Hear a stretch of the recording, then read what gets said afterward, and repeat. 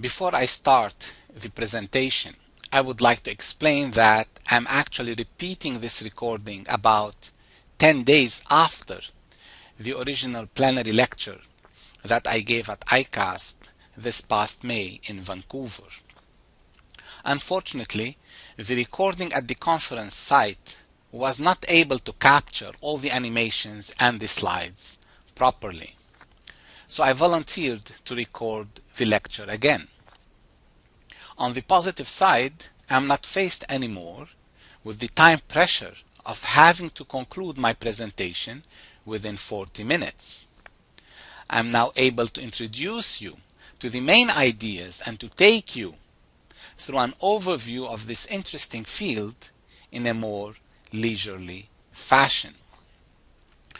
As you can tell from the title on this first slide, this presentation is on the general topic of adaptation and learning over networks. In this lecture, I will be giving you an overview of a range of results in the area of distributed processing over networks, with particular attention to strategies that enable agents to emulate or mimic various forms of intelligent behavior we observe in nature. My emphasis will be on networks that are able to adapt and learn in real time. The net result will be networks that are truly adaptive entities in their own right and that appear to come to life as illustrated by the animation on this slide. I will consider applications and examples from several domains, including distributed optimization, machine learning, cognitive networks, biological networks, and detection of intruders and outliers. Time does not permit derivations and analysis, so I will keep the mathematics to a minimum and focus instead on the intuition behind the results. Before I start the presentation, I would like to acknowledge the contributions of several of my current and former PhD students and of several student visitors to my research group at UCLA. The creativity of these students will be evident throughout this lecture. In a way, they are speaking to you through me. If you are interested in learning more about the topic of this lecture, I would recommend that you consult the current special issue of the IEEE Signal Processing magazine, which I edited jointly with some of my distinguished colleagues. The issue deals with the topic of adaptation and learning over complex networks and contains superb articles. One of the articles that I co-authored with my current PhD students provides an overview of several of the results that I will be discussing today. So let's get to the point. What is distributed processing? Many definitions are of course possible, but for the purposes of this presentation, it is sufficient for me to define distributed processing rather broadly as the field that deals with the recovery of global information from localized interactions among agents that are distributed in space. The animation on this slide gives you a good example. Here you see a collection of moving agents. Each agent has noisy information about the distance to the target and about the direction to the target. The target itself could represent a food source or the location of some chemical leak. In addition, each agent has noisy information about an obstacle to avoid, such as a predator or a dangerous terrain. The agents then interact with their local neighbors to sharpen their estimates of the locations of both the target and the obstacle. This is an example of a truly adaptive network, where even the topology is being adjusted in response to the environment. We therefore observe that distributed systems have at least three prominent features. The agents are dispersed in space, the agents have a global objective, and the agents can only interact with their immediate neighbors. Let's contrast or compare this situation with a centralized solution, where the agents transfer their data, whether it is in raw form or in processed form, to a fusion center for analysis. The central processor then shares the results of the analysis back with the agents. While centralized solutions of this type can be powerful, there are, however, some problems. First, in real-time applications where agents collect data continuously, it is clear that the exchange of information back and forth between the agents and the fusion center can be costly. Second, in some sensitive applications, agents may be reluctant to share their data with remote centers for various reasons, including privacy and secrecy considerations. More importantly, centralized solutions have a critical point of failure. If the central processor fails, then this solution method collapses altogether. Actually, even centralized solutions with lots of resources at their disposal and powerful servers can fail miserably. Here is one interesting example. During the early weeks of May 2013, had you typed my name into Google search, this is what you would have seen. The photo next to my bio on the far right-hand side of the page is obviously wrong. Well, that's perhaps one good reason for Google to learn more about intelligent distributed solutions. There are obviously many other good reasons for the piqued interest in distributed solutions, especially in this age and day when the word network has become commonplace. Whether we are talking about social networks, power networks, transportation networks, biological networks, or any other kind of networks. I list on this slide several of these other reasons. Some of them have to do with the power of cooperation and its benefits in terms of improved performance and improved robustness.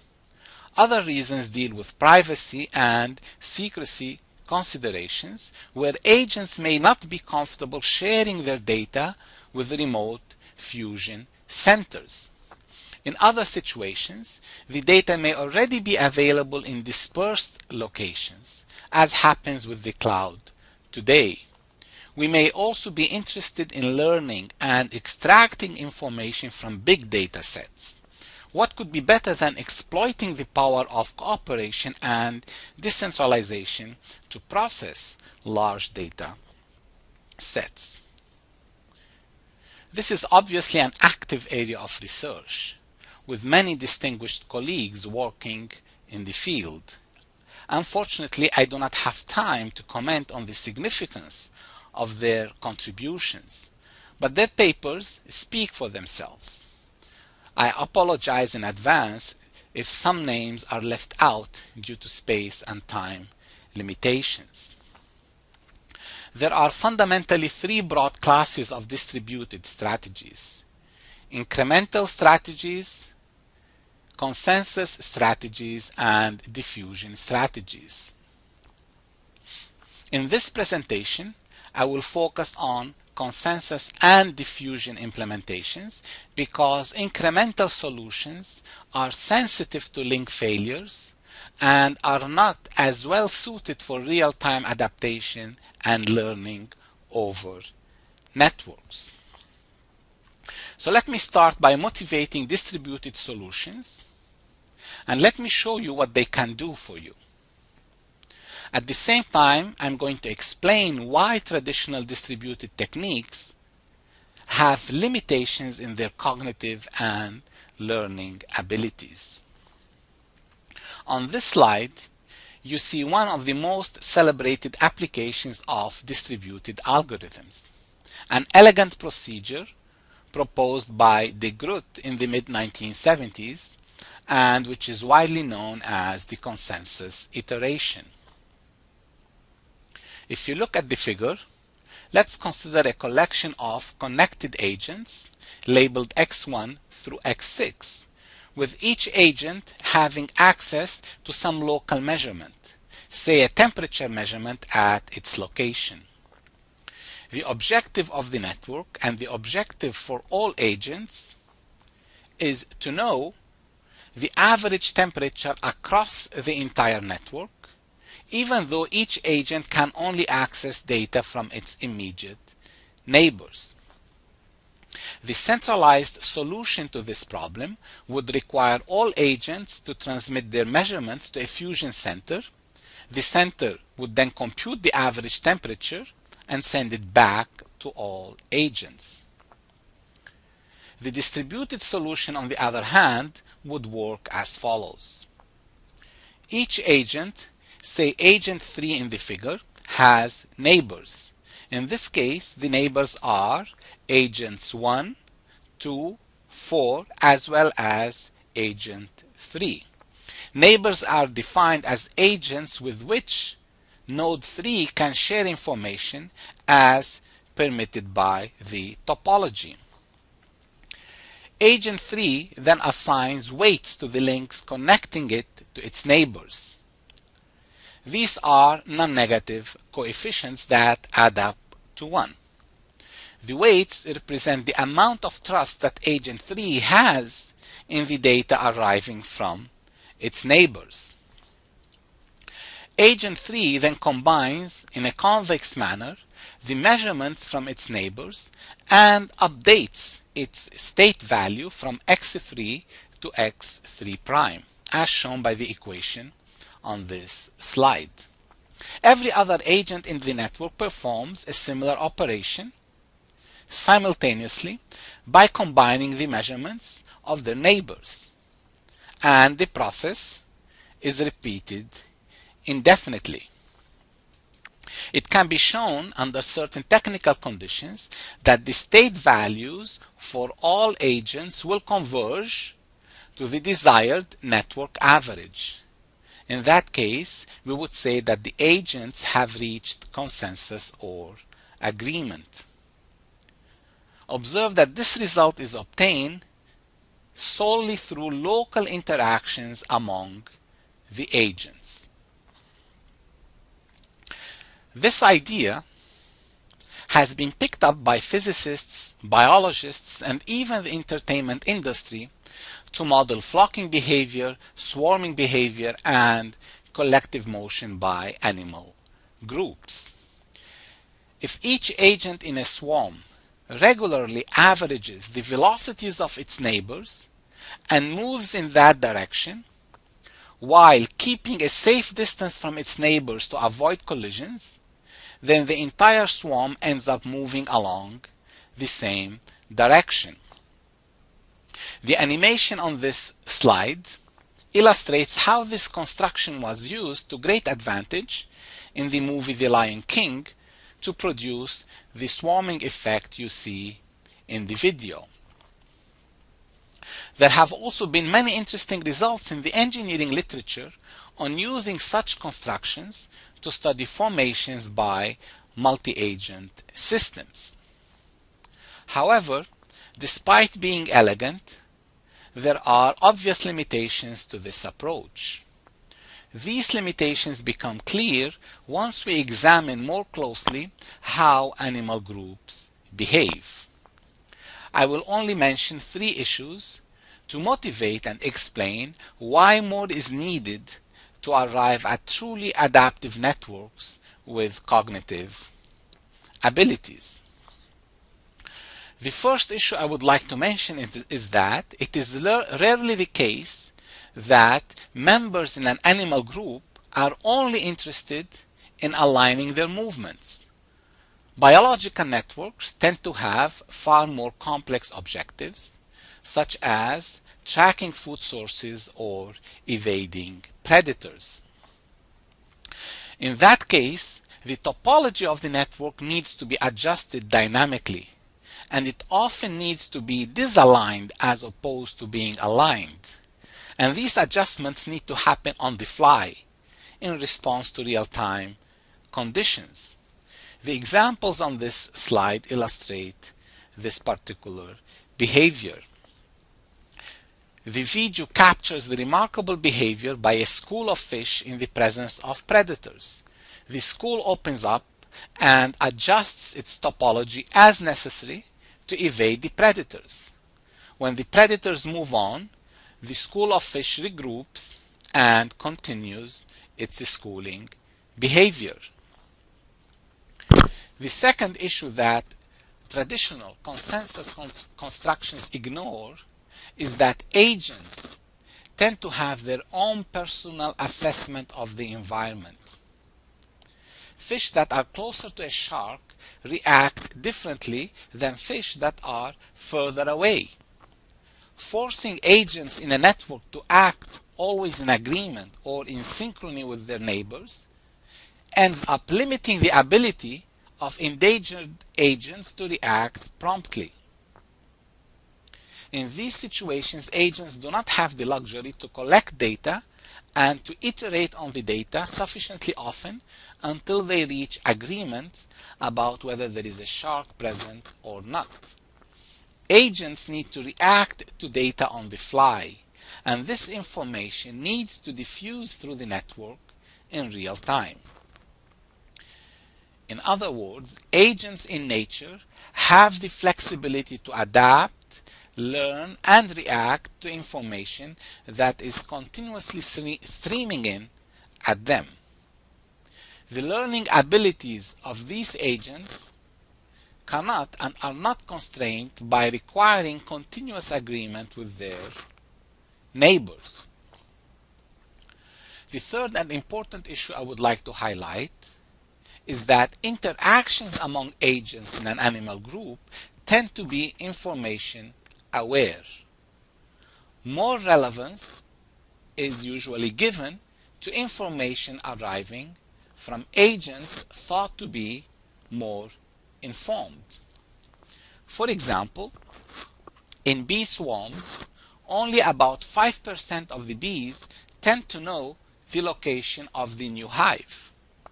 These informed bees move at faster speeds so that they can be recognized by the other bees, and more relevance is given to information arriving from them.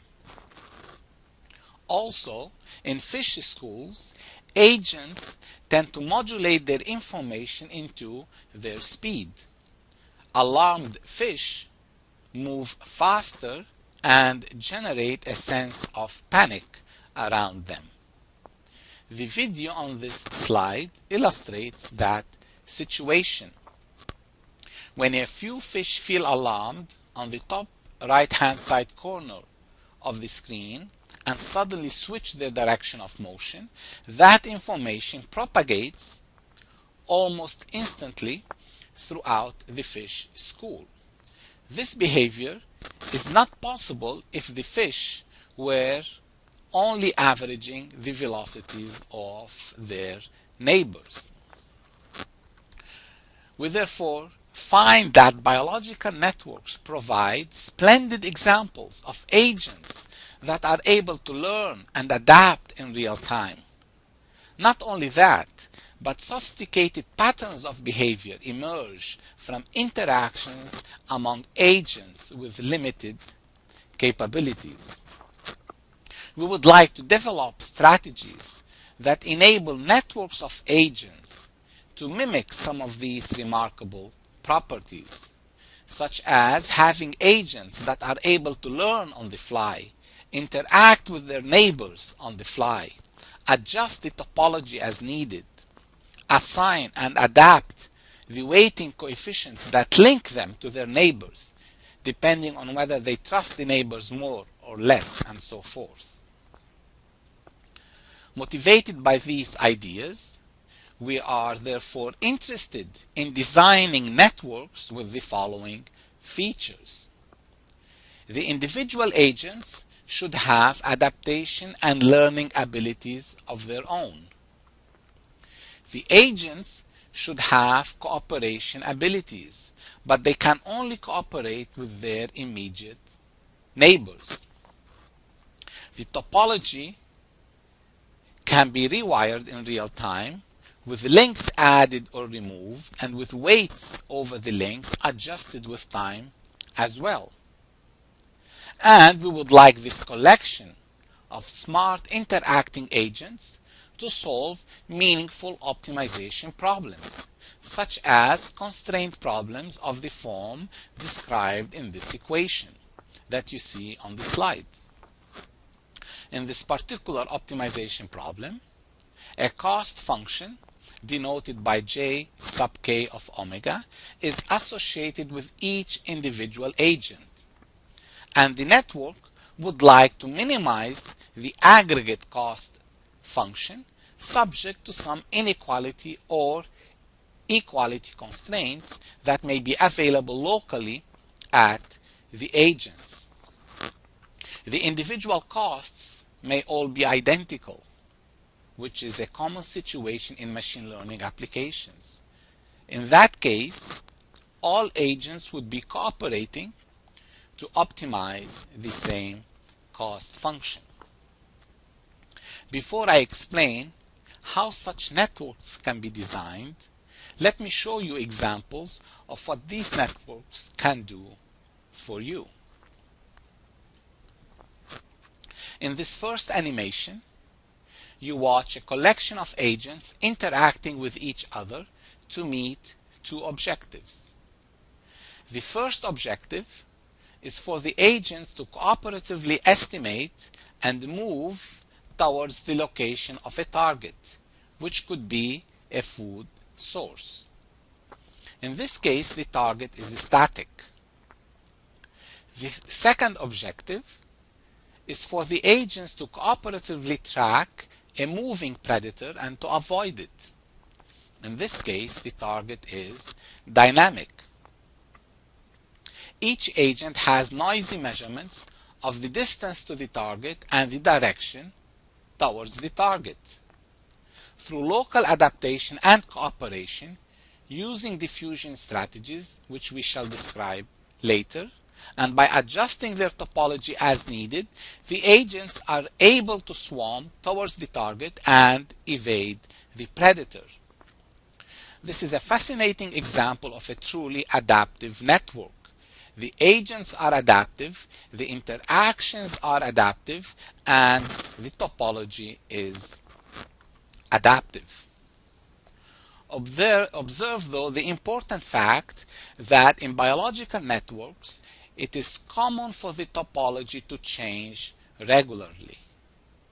Therefore, and for this reason, whatever distributed strategies these agents are using to solve their inference and estimation tasks, these strategies need to remain stable in the face of changes in the topology. This is an important feature of the diffusion strategies. It does not hold for consensus strategies. We will have more to say about this later. In the second animation, it shows another example of what adaptive networks can do. In this case, there are two networks emulating the prey-predator behavior observed in nature. The blue agents are interested in moving towards the static target, which is their food source. They are also interested in avoiding the predators. The red agents, on the other hand, form another network of their own. They coordinate their actions to track the center of gravity of the blue network and to attack whenever convenient. The third example that you see on this slide shows an application in the context of cognitive radio systems. In this problem, secondary users, represented by the moving blue dots, search for vacant frequency slots that are not being used by the primary users. The agents interact with their neighbors in a distributed manner to estimate the power spectrum and to move to vacant locations. This algorithm keeps the spread of the agents in the frequency domain small, avoids collisions among the agents, and is able to react to changes in the available frequency resources. More generally, as we see in this fourth example, adaptive networks can solve optimization problems in a distributed and efficient manner as well. Not only that, they can also track changes in the underlying constraints and in the individual costs, as well as drifts in the location of the minimizer. In this example, the network is interested in minimizing a convex aggregate cost function subject to convex constraints at the individual agents. The intersection of all constraints is itself a convex set that's represented by the red area you see in the plot on the left.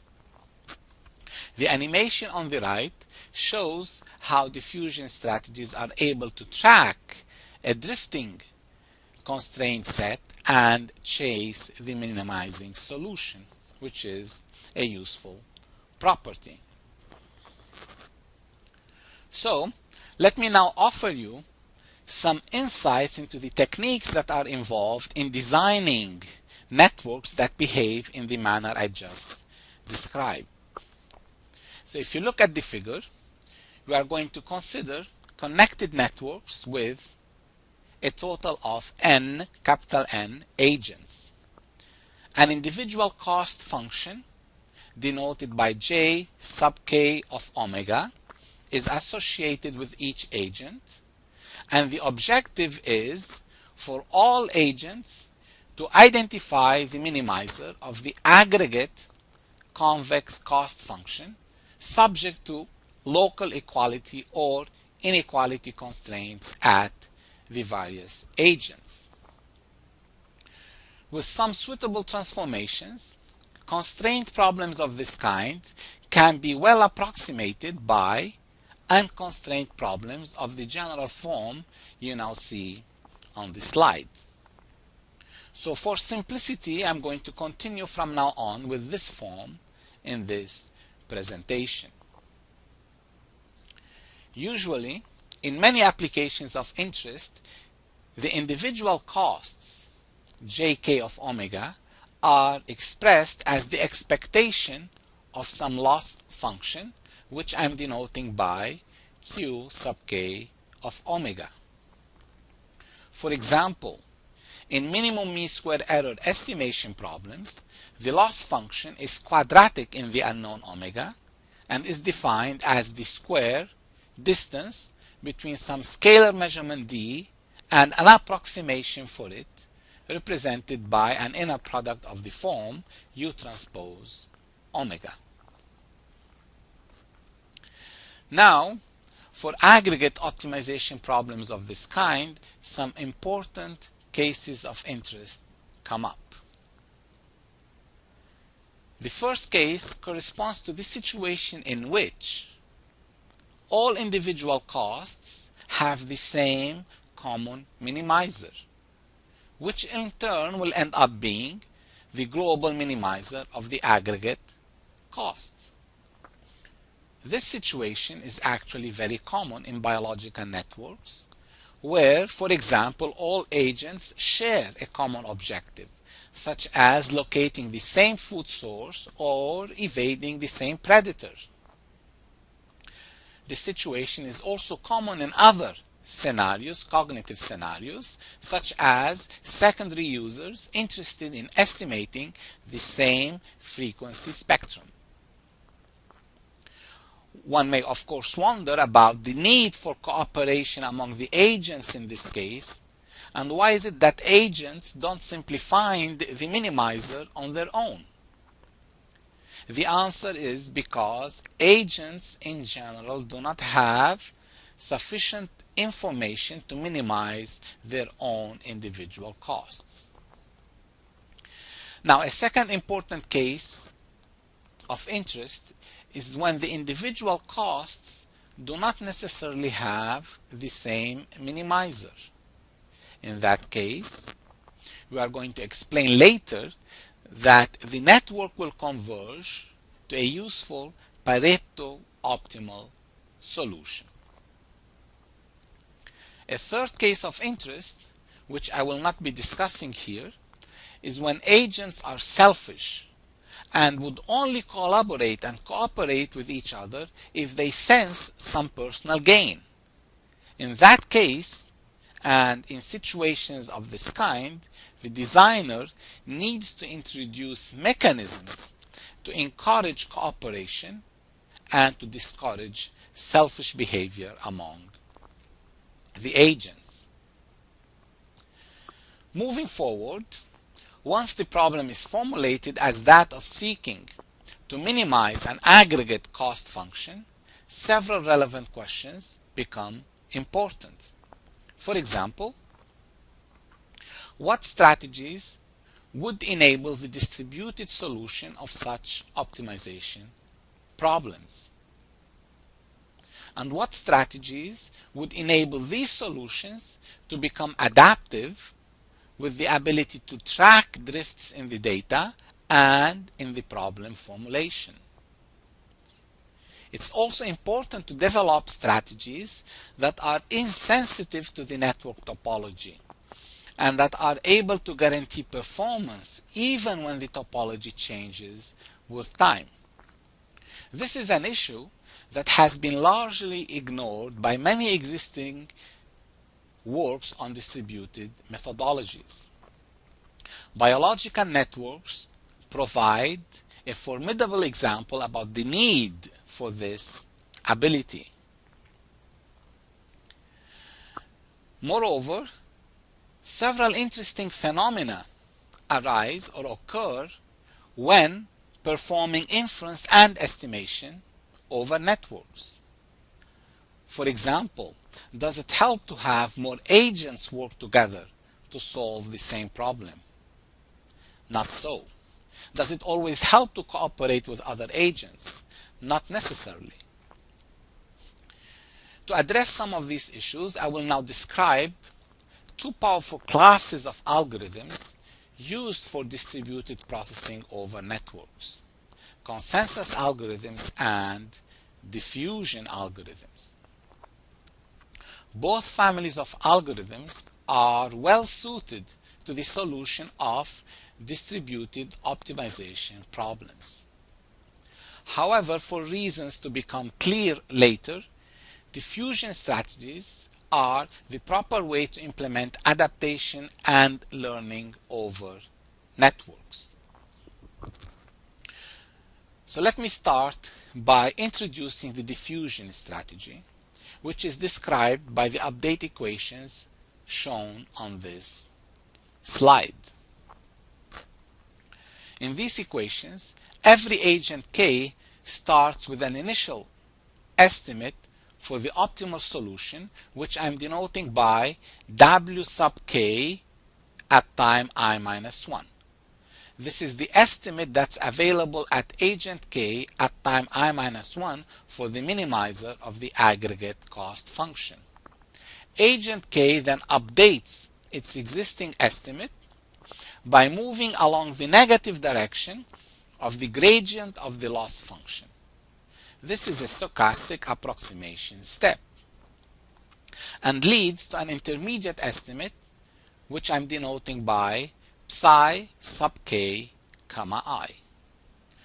All other agents in the network are performing similar updates and generating their intermediate estimates psi at the same time. These update steps endow the agents with adaptation abilities because each agent is now using its own loss function to update its existing estimate. Subsequently, every agent K in the following equation combines in a convex manner the intermediate estimates from its neighbors. In this representation, the calligraphic n sub k notation is used to represent the set of neighbors of agent K. Given this description of the diffusion strategy, I would like to call your attention to 4 useful features for this solution. First, the constant mu k denotes the step size used by agent K, and this step size is set to a constant value. It does not diminish with time. This is particularly critical to enable continuous adaptation and learning by the algorithm. If this step size were to decay to 0 with time, then adaptation will be turned off and the algorithm will stop learning and will not be able to track drifts in the data.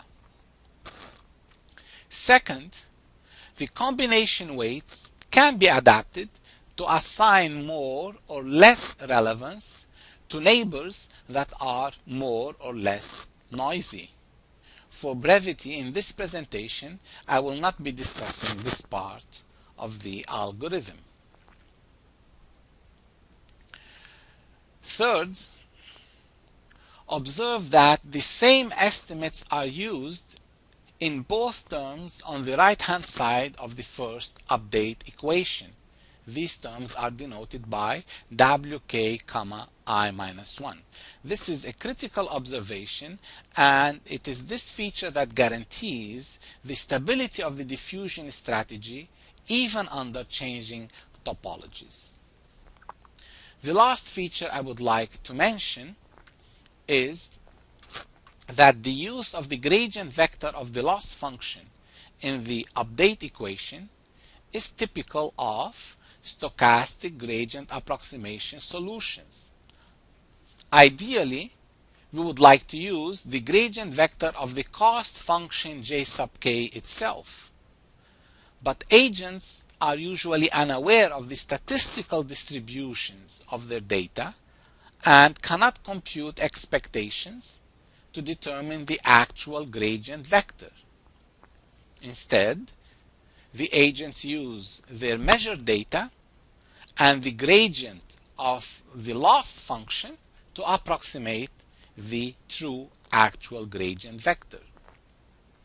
Such steps are prevalent in adaptation theory. There are, of course, many other variants of the diffusion strategy. On this slide, I'm listing one other variant where the order of the combination step and the adaptation step are reversed. Here, each agent first combines the estimates of its neighbors and then performs the gradient update step. Observe again that the same estimate is used in both terms on the right-hand side of the update equation. In this case, it is psi k, I minus 1. This feature is again critical to ensure the stability of the diffusion strategy irrespective of the network topology. The second class of distributed algorithms that I would like to consider refers to the popular consensus strategies, which are described by the equations shown on this slide. We also have a combination step followed by a gradient update step. On the face of it, these equations look deceptively similar to the second version of diffusion. Both classes of algorithms are well suited to solve distributed optimization problems and to compute distributed averages. However, this consensus implementation suffers from some difficulties if used for adaptation and learning purposes over networks. Since consensus is a popular algorithm, let me explain why we do things the way we do them using diffusion strategies and why consensus can lead to some anomalies in the context of adaptive networks. To begin with, a special form of these consensus recursions first appeared in the work by Tsitsiklis in the mid-1980s on distributed optimization. His work considered the special case in which the cost functions were the same across all agents. The form I'm showing here on the slide is more general and allows the loss functions qk's to change across the agents. The first critical thing to observe about this implementation is that in contrast to diffusion strategies, different estimates appear on the right-hand side of the update equation. They are denoted by psi k at time I-1 and wk at time I-1. This asymmetry leads to instability problems and makes the stability of consensus implementations sensitive to the topology of the network. We will say more about that issue later. Second, in studies on the convergence of consensus implementations of this type, the combination weights are required to be doubly stochastic. This means that if you collect these weights into a matrix, then the entries on each column of the matrix should add up to 1, and also the entries on each row of the matrix should add up to 1. This restriction already excludes some important cooperation strategies, such as the process by which agents simply average the estimates of their neighbors by assigning equal weights to all of them. Third, the algorithm usually employs a decaying step size sequence. This condition is imposed in order to ensure that all agents converge to the same minimizer and reach agreement or consensus. However, as we remarked earlier, decaying step sizes turn off adaptation and the network would stop learning. And the final point that I would like to mention is that until recently, consensus implementations involved repeating the combination step multiple times before applying the gradient update step. Such implementations involve two time scales: a fast time scale for the repeated combinations and a slower scale for the gradient updates. This feature is problematic for adaptation and learning, where agents need to respond to data on the fly without the luxury to wait until the repeated iterations have converged to some reasonable value. Therefore, moving forward, I'm going to consider the following form of the consensus strategy that you see on this slide, where the step size has been set to a constant value to enable adaptation, and where the combination step does not involve repeated iterations. As you can see from the dates on this slide, these particular diffusion and consensus strategies are relatively recent contributions to the literature on distributed inference and estimation over networks. The main question we would like to consider now is what type of performance can these distributed strategies deliver? How fast and how well do they learn or converge? It turns out that some interesting phenomena arise when processing data over networks that are not direct extensions of what our intuition would tell us from the study of standalone adaptive agents. These differences occur because of the coupling between the agents. To explain some of these results, let me first introduce some minimal notation. Assume we define a combination matrix A of size n by n, which collects all the combination weights between the various agents in the network. For example, entry Lk would contain the weight A sub Lk, which agent K uses to weigh or scale data arriving from agent L, and so forth. Our standing assumption is that the weights used by any agent K to combine information arriving from its neighbors, these weights add up to 1, because the aggregation is a convex combination step. This means that the entries on any particular column of A add up to 1. Written in matrix form, this condition translates into saying that the matrix A transpose times the vector 1, whose entries are all equal to 1, is equal to the vector 1 again.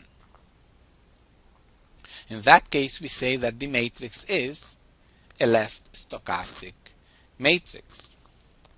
In the literature on consensus strategies, it is common to further require the rows of A to also add up to 1, in which case A will be said to be doubly stochastic.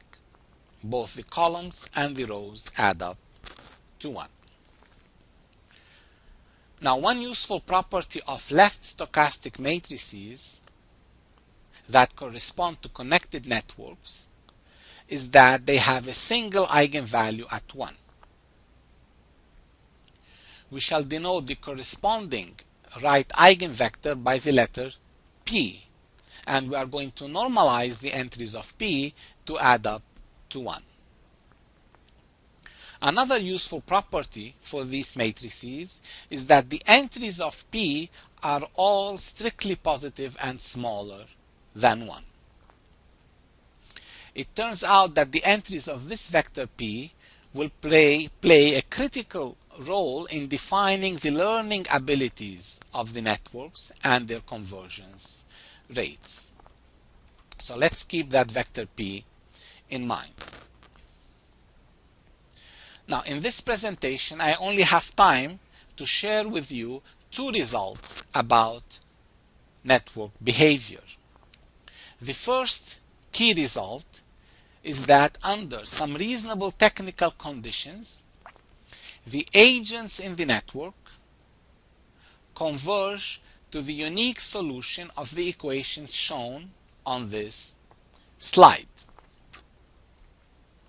Observe that since our original objective has been to minimize the aggregate cost function, which is the sum of the individual cost functions, we would have expected the distributed strategies to converge to the solution vector that makes the aggregate sum of the gradient vectors equal to 0. Instead, the theorem is stating that the network will be converging to the solution that makes a weighted sum of the gradient vectors equal to 0. In other words, the network topology influences the limit point of the network through the entries of the vector P. So let's examine a few cases to get a better appreciation for the relevance of this result. It adds some useful flexibility to the operation and design of the network. For the first ramification, we observe that in machine learning applications and also in the study of biological networks, agents tend to have the same objective, and their cost functions are usually minimized at the same location. In that case, the distributed strategies would converge to the minimum of the original aggregate cost as expected. On the other hand, for consensus networks, the combination matrix A is usually assumed to be doubly stochastic, and therefore it satisfies the equation shown on the right-hand side of the slide. A transpose 1 equals 1 and A1 equals 1. This means that the entries of the right eigenvector P in this case will all be identical to each other. So here again, if the agents employ the same step size value, if mu k is equal to mu across all agents, then the network will again converge to the minimizer of the original aggregate cost function. However, allowing for left stochastic policies where the entries of the vector P are not necessarily identical to each other allows for more flexibility in the learning behavior of the network. In particular, in this case, the minimizer of the network will converge to a Pareto optimal solution. This is a solution where if one agent attempts to move away from it to improve its individual performance, then the performance of some other agent in the network will degrade. We therefore see that Pareto solutions are attractive for cooperative networks where agents are supposed to collaborate with each other. The animation on this next slide illustrates the concept of Pareto optimality for two agents with cost functions j sub k of omega and j sub l of omega whose minima occur at different locations marked by the yellow X's on the slide. The distributed strategy will make the agents converge to the location marked by the red dot, which is a Pareto optimal solution. For example, if the blue agent tries to move to the left in order to reduce its cost, then the cost of the green agent will deteriorate because it's going to increase. Similarly, if the green agent tries to move to the right to reduce its cost, then the cost of the blue agent will deteriorate. There are many Pareto optimal solutions. In this example, any location between the two minima qualifies as a Pareto solution. By varying the choice of the combination policy A, and therefore by varying the eigenvector P or the topology, the network can be made to converge to any of these locations. The second key result that I would like to share with you pertains to how fast and how well the networks are able to learn. To measure performance, I'm going to associate with each agent K an error vector denoted by W tilde K, I. This vector measures how far is the estimate at node K at time I from the limit point for the network. We then define the mean square error for node K or agent K as the steady state value of the error variance, as shown on the first equation on the left hand side on this slide. The network performance is defined as the average performance across all agents. We are also going to denote the convergence rate for the network by the letter alpha. This scalar provides a rough measure of how many iterations are needed for the network to reach its steady state performance value. It turns out that the network performance depends mainly on two parameters: signal power and gradient noise power at the agents. So first, I'm going to define the gradient noise as the difference between the actual gradient vector, which is the gradient of the cost j sub k, and the approximate gradient vector, which is the gradient of the loss function q sub k. The difference between these two quantities is the gradient noise, and both gradients in this definition are evaluated at the limit point. We then let R sub k denote the covariance matrix of the gradient noise that I just defined, and we let H sub k denote the Hessian matrix of the cost associated with agent k. In this way, we are associating with every agent k two power measures: its gradient noise power R sub k and its Hessian matrix, which we shall refer to as the signal power at agent k. The trace of the quantity H inverse R, which I'm going to call theta k squared, then serves as a measure of an inverse SNR quantity at the individual agents. So using these signal and noise powers that I just defined, it can be shown that the performance of the network for sufficiently small step sizes can be characterized in the manner listed on this slide. You don't need to worry about the details of these equations, but let's understand what they mean.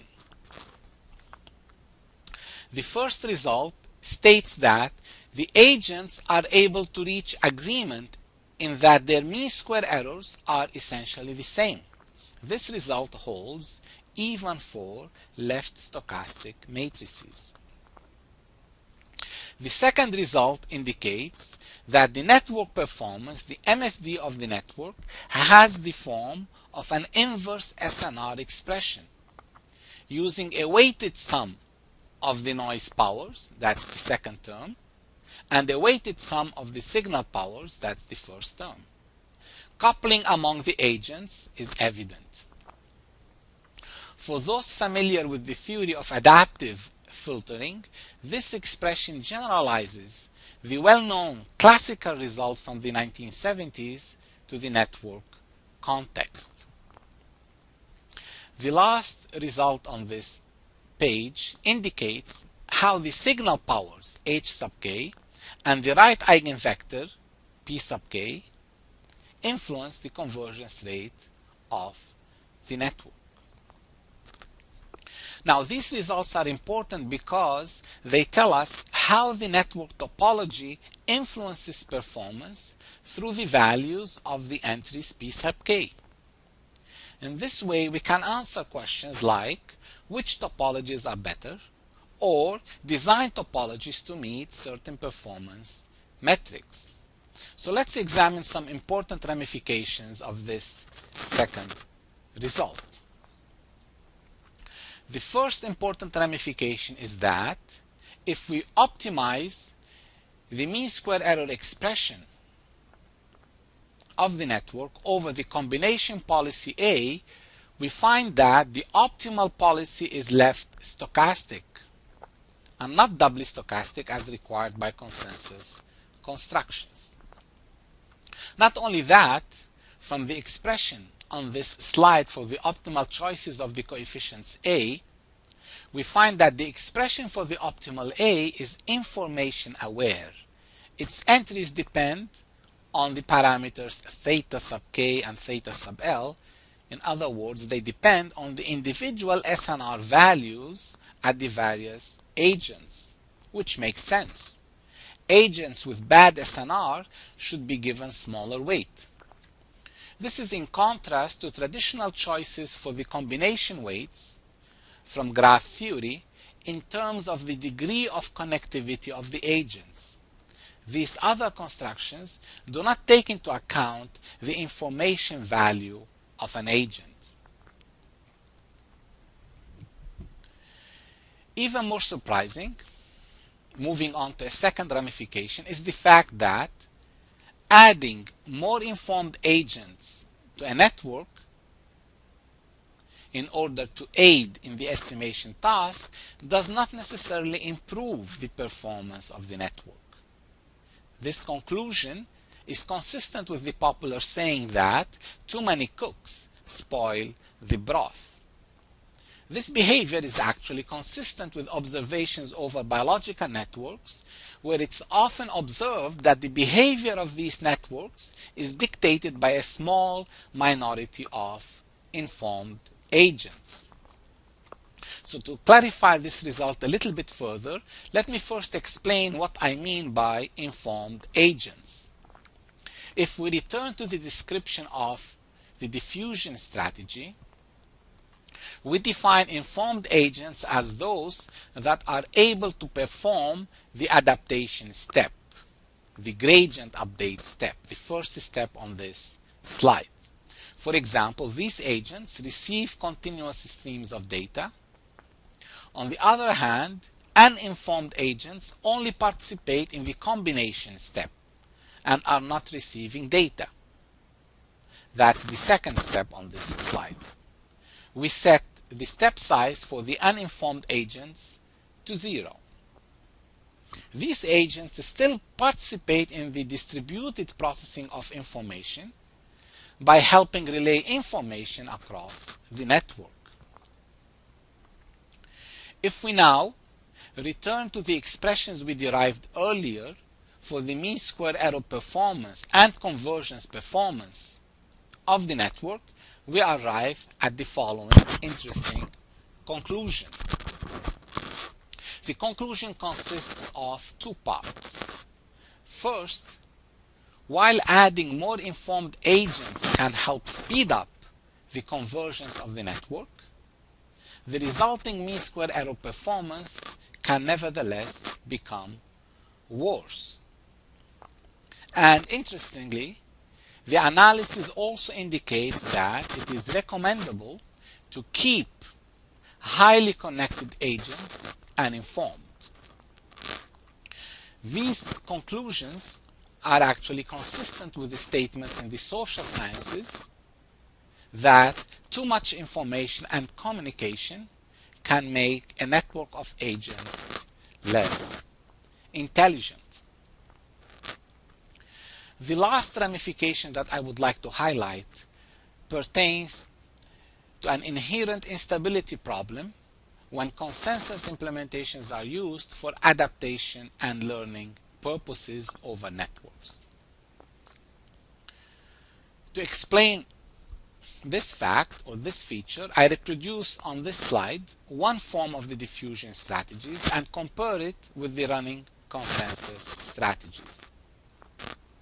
I remind you of the fact that the consensus update shown at the bottom of this slide treats the two terms on the right-hand side asymmetrically. Two different estimates are used, which are denoted by psi k, I minus 1 and wk, I minus 1. Two different estimates are used in comparison to the diffusion implementation shown in the middle of the slide, which uses the same estimates psi k, I minus 1 in the update equation.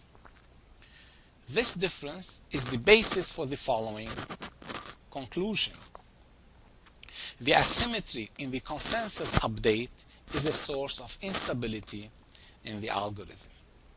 Consensus networks can become unstable even if each individual agent can solve the inference task on its own in a stable manner.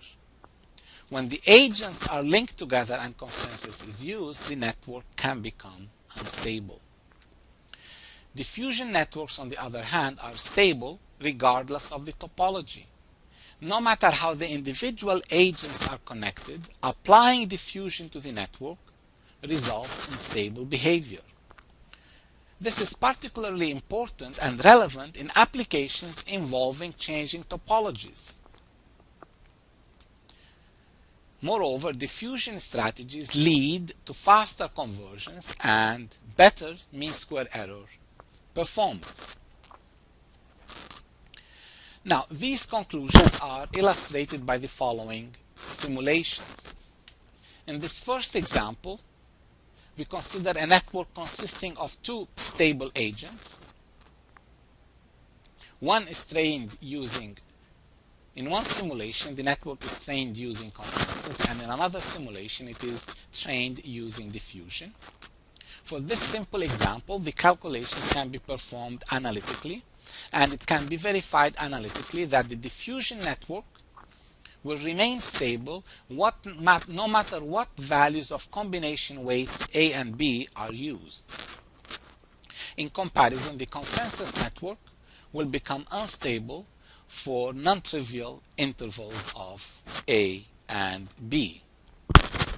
The same behavior is observed for multi-agent networks, not just for networks involving two nodes, as illustrated in this example. The purpose of this particular example is to illustrate the difference in performance in terms of improved mean-square error performance and conversions relative to the consensus implementation. So this particular simulation deals with a case where both classes of strategies are converging, but their performances are clearly different. Now, the intuition behind these results is as follows. The mean behavior of the network can be shown to be modeled by the recursion shown on this slide, where the coefficient matrix B is given by the following expressions for three different strategies: non-cooperative behavior, diffusion networks, and consensus networks. So the vector expected value of W tilde I, this is a vector that contains the means of all weight error vectors collected from across the network. And the equation is saying that the mean error vector across the network evolves according to this equation, where the coefficient matrix B has one of these three values shown in the middle part of the slide, depending on the type of strategy that's being used. Let's assume first that the network is non-cooperative in the sense that agents are acting independently of each other, and each agent is running its own stochastic gradient algorithm. And let's assume that the individual agents are stable so that the matrix I minus D is stable. Then a result in matrix theory ensures that the product A transpose times I minus D will remain stable for any left stochastic matrix A. In other words, no matter what the network topology is and no matter what the combination policy is, diffusion networks will remain stable. The same conclusion is not true for the consensus network, because its combination matrix appears subtracted from D rather than multiplying I minus D. One useful analogy to illustrate why this occurs is the following. Assume I give you a scalar recursion of the first form shown on this slide, where little x is a scalar, little d is a scalar. This recursion is stable and converges for any scalar d in the range 0 to 2. For example, d equals 3/2 corresponds to stable behavior. Now assume I multiply 1 minus d by any non-negative scalar a less than 1. The recursion remains stable, no matter what a is. But what if I instead replace the coefficient 1 minus d by a minus d? Then it's not true anymore that a minus d has magnitude less than 1 for any a less than 1. Actually, for this simple example, the recursion becomes unstable for values of a within the semi-interval 0 to 1/2. This example captures precisely what the consensus and diffusion dynamics are doing. The consensus dynamics is replacing a stable model of the first type by a potentially unstable model of the third type. Diffusion always replaces the first model by a stable model of the second type. Now I would like to end this presentation by displaying briefly some useful applications of diffusion strategies for adaptation over networks.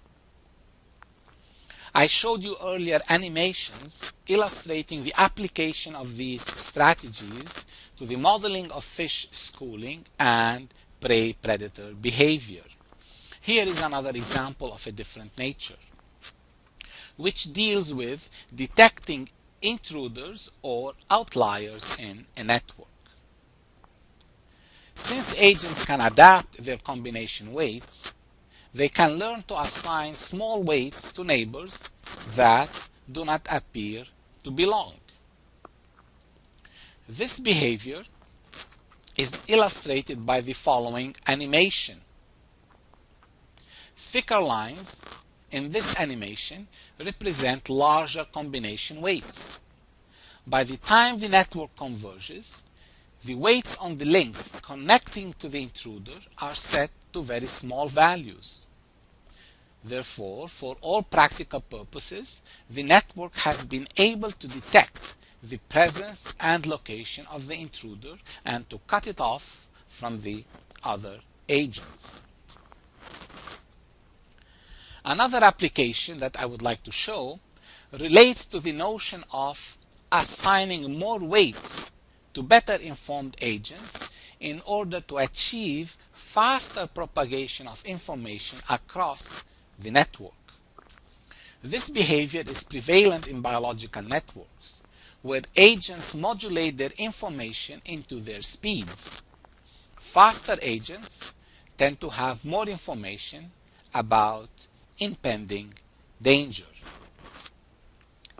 If we formulate a design problem that assigns weights to agents in proportion to the likelihood that they are informed or better informed, we arrive at a sigmoidal type rule for setting the combination weights.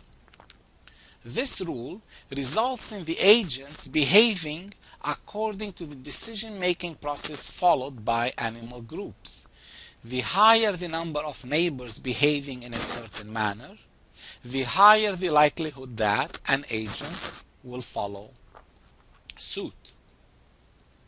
The animation on this slide illustrates how this strategy speeds up the flow of information through the network. The animation shows a group of agents moving initially in a certain direction, when suddenly two agents feel threatened and turn around. That change in direction propagates across the network at different speeds depending on which strategy is being used. Observe how the traditional averaging rule on the far right hand side fails in this case. The last example that I would like to share with you relates to online distributed learning, where a network of agents receives feature vectors and wants to classify them into one class or another through local interactions among the neighbors. Diffusion strategies are well suited to solve online classification problems in response to streaming data, and to track drifts in the separation plane due to drifts in the nature of the data itself, as illustrated by the animation on this slide. To conclude, it is clear that many interesting phenomena arise when information is processed in a distributed manner over networks. Many interesting questions become relevant. For example, is more better? Is having more agents better? How do we ensure network stability? Why is one topology better than another? The manner by which information is processed over the network now matters. The power of cooperation and the resulting robustness and resilience properties of the network are very relevant. Questions such as how do we adapt the topology and how do we adapt the combination weights become very relevant. How do we make the interactions between the agents information aware also become relevant. And how do we handle selfish agents, intruders, and outliers? There are many challenging and interesting issues and problems to address. That concludes my presentation, and I would like to thank all of you for listening.